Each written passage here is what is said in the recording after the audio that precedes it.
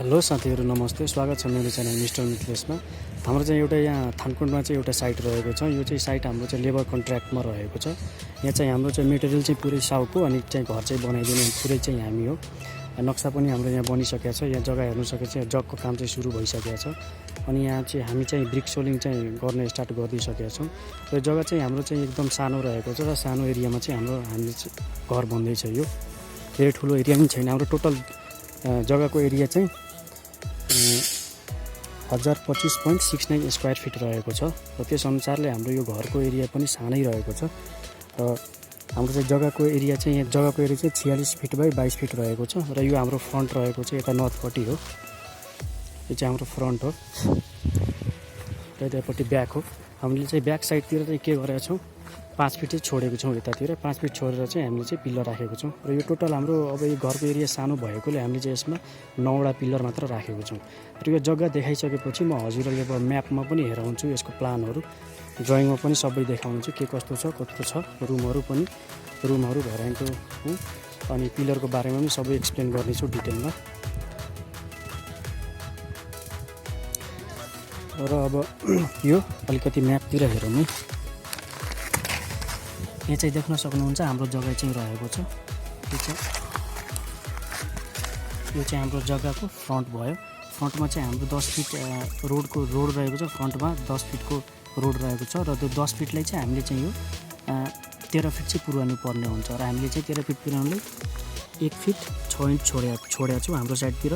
अर्को साइडको लागि पनि 1 फिट 6 इन्च हुन्छ र त्यो रोड चाहिँ 13 फिट हुन्छ। र त्यसपछि हामीले चाहिँ सेट ब्याकमा चाहिँ 5 फिट एक्स्ट्रा छोडेका छौँ। र टोटल हामीले चाहिँ घरको यहाँसम्म आउँदाखेरि 12 फिट 6 इन्च रहेको छ। र यो हाम्रो यो घरको चाहिँ लम्बाइ देख्न सक्नुहुन्छ 46 फिट रहेको छ। र पछाडितिर चाहिँ 22 फिट 9 इन्च रहेको छ भने अगाडितिर 22 फिट मात्र रहेको छ। र यो सानो एरिया भएकोले हामीले चाहिँ यसमा चाहिँ सानो एरियामै सानो तरिकाले नै हामीले चाहिँ यहाँ डिजाइन गरेर चाहिँ बनाएको छौँ। देख्न सक्नुहुन्छ यहाँ लम्बाइ चौडाइ पुरै घरको हाम्रो यहाँ पिलर टु पिलर बाहिरी फेसको चाहिँ 22 फिट 3 इन्च अगाडि रहेको छ भने पछाडितिर 22 फिट 8 इन्च रहेको छ। र साइडमा चाहिँ हामीले चाहिँ जग्गा छोडेको छैन। यहाँ बिल्डिङ प्लानमा चाहिँ देख्न सक्नुहुन्छ साइडको चाहिँ जग्गा चेपेका छौँ। पछाडि चाहिँ 5 फिट हामीले छोडेका छौँ भने अगाडितिर हामीले सेटब्याक लगभग 12 फिट 6 इन्च गरेर छोडेका छौँ। र यहाँ चाहिँ हाम्रो अब फ्रन्टमा छिर्दाखेरि मेन गेट रहेको छ। र मेन गेट छिर्ने बित्तिकै हाम्रो यहाँ चाहिँ भर्याङ चाहिँ सेट गरेका छौँ। र यो भर्याङ सेट गरिसकेपछि हाम्रो चाहिँ 3टा चाहिँ एक्स्ट्रा रुम रहेको छ भने एउटा चाहिँ टोइलेट बाथरुम रहेको छ। र कुनै एउटा रुममा चाहिँ किचन सेट गर्ने उहाँ घरसाउको चाहिँ प्लान रहेको छ। र पछाडि निस्किनको लागि हाम्रो यो 5 फिट छोडेका छौँ। र 5 फिटतिर निस्किनको लागि हाम्रो चाहिँ एउटा पछाडि पनि एउटा डोर राखेको छौँ। र टोइलेट पनि हाम्रो लगभग यसमा स्ट्यान्डर्ड साइज नै रहेको छ। 10 फिट 9 इन्च बाई 13 फिट 9 इन्चको रहेको छ। र यो 10 फिट 9 इन्च 12 फिट 9 इन्चको र स्ट्यान्डर्ड साइजकै रुम भयो, ठुलै रुम हुन्छ यो। र यो रुम चाहिँ हाम्रो चाहिँ सानो अलि रहेको छ, 8.5 फिट बाई 10 फिट रहेको छ। यसले चाहिँ किचनको रूपमा पनि युज गर्न सकिन्छ त्यही अनुसारले। र यसमा चाहिँ टोटल पिलर चाहिँ हाम्रो 9वटा रहेको छ। 3वटा पछाडि भयो, 3टा बिचमा र 3टा चाहिँ अगाडि हामीले चाहिँ सेट गरेका छौँ। र यो घरको देख्न सक्नुहुन्छ हामीले चाहिँ यो 70% हामीले चाहिँ घर बनाउँदाखेरि टोटल ल्यान्ड एरियाको चाहिँ 70%मा चाहिँ बनाउनु पर्ने हुन्छ हामी। र यो हामीले चाहिँ यो पिलर राखिसकेपछि पिलर टु पिलर सबै एरिया क्यालकुलेट गरिसकेपछि हाम्रो टोटल एरिया चाहिँ यति आएको छ। र टोटलको चाहिँ यो हामीले चाहिँ एरिया निकाल्दाखेरि 61% मात्र बनेको छ भनेपछि यो 70% बिलो गएको छ। र यो हाम्रो ओके भयो, ठिक छ। अब अनि फ्लोर एरिया रेसियो पनि हाम्रो 1.66 रहेको छ। र यो फ्लोर एरिया रेसियोको बारेमा एउटा छुट्टै भिडियो बनाउँछु हजुरहरूको लागि। यसमा अलिक टाइम लाग्छ बुझाउनुको लागि सबै कुरा। र यो पनि ओके नै भयो। यो घरको चाहिँ फ्रन्ट डिजाइन चाहिँ हाम्रो पुरै एकदम सिम्पल रहेको छ। फ्रन्ट डिजाइन पनि म देखाइदिन्छु। फ्रन्ट डिजाइन पुरै एकदम सिम्पल हो। यो मेन गेट भयो हाम्रो, इन्ट्री हुन्छ, यतापट्टि चाहिँ भर्याङ छ हाम्रो। र यो 2.5 तलाको चाहिँ घर रहेको छ। यो माथिल्लो प्लान चाहिँ हाम्रो यस्तो हो, सबै देख्नुहुन्छ। रुफ प्लान चाहिँ यो भयो।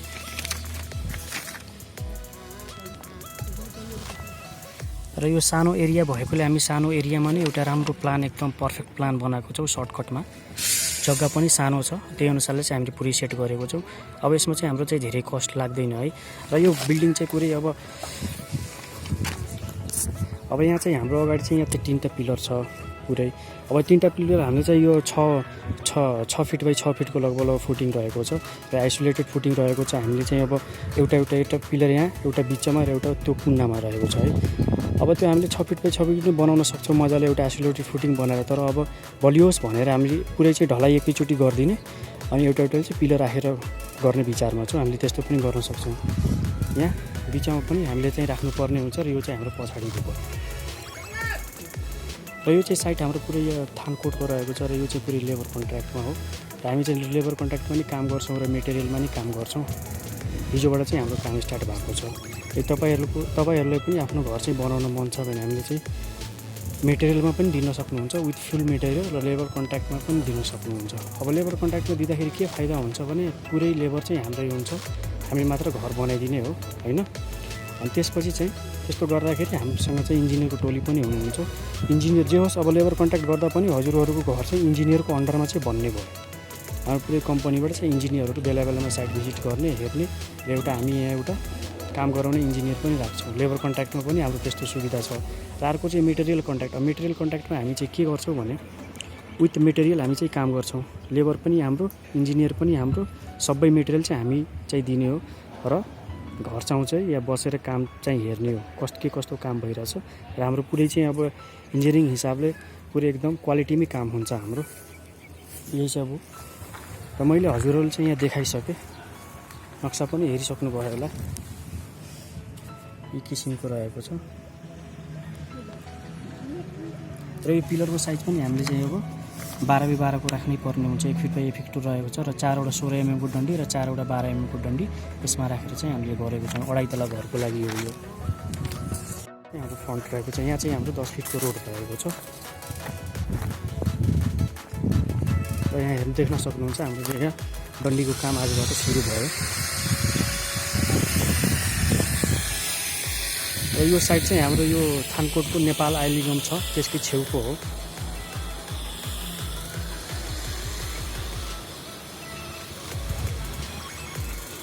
अब हामीसँग चाहिँ काम गराउँदाखेरि के फाइदा हुन्छ भने तपाईँको घर चाहिँ पुरा एउटा राम्रो सुपरभिजन गरेर एउटा इन्जिनियरको अन्डरमा चाहिँ बन्न जान्छ। लेबर कन्ट्र्याक्ट गर्दा पनि हामीले चाहिँ इन्जिनियरको चाहिँ सर्भिस दिएको छौँ। तपाईँहरूले मन छ भने हामी चाहिँ लिङ्क मैले डिस्क्रिप्सनमा दिएको छु, नम्बर र इमेल, त्यहाँ चाहिँ हामीले चाहिँ कन्ट्याक्ट गर्न सक्नुहुन्छ। र यति भन्दै म आज बिदा हुन चाहन्छु। र हजुरहरूलाई यो भिडियो मन परेको छ भने मेरो च्यानलले सब्सक्राइब गरिदिनु होला र साथै रहेको बेल आइकनमा क्लिक गरिदिनु होला। र अरू केही सोध्नुपर्ने छ भने तल कमेन्टमा सोध्न सक्नुहुन्छ, म हजुरहरूलाई चाहिँ रिप्लाई दिनेछु। यति भन्दै म बिदा हुन चाहन्छु। हस्त नमस्ते, बाई बाई।